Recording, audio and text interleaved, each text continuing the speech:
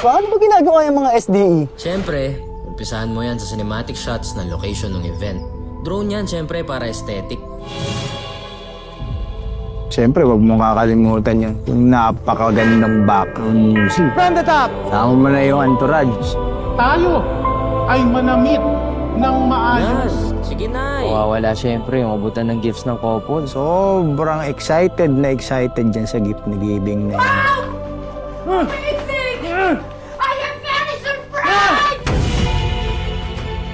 Sunod dyan, yung shot ng entrance ng bride. Okay, money shot. Tita, tabi. Tita, tabi! Wala na, tinakpan na niya talaga.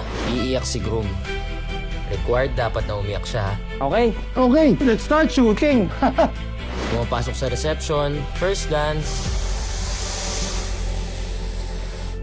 Bla bla bla, tapos kuha na ng pera. Ganun lang lagi. Paulit-ulit. Ang boring, di ba?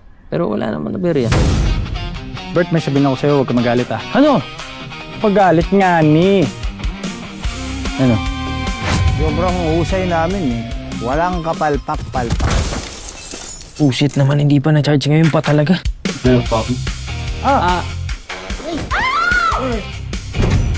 ginawa niyo?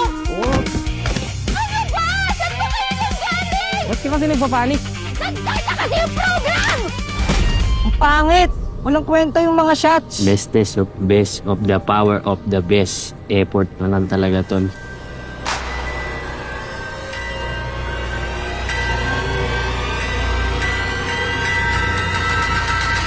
Asawa. Eh lang tol, tulog muna kami. Kulit mo eh. Ay, sir.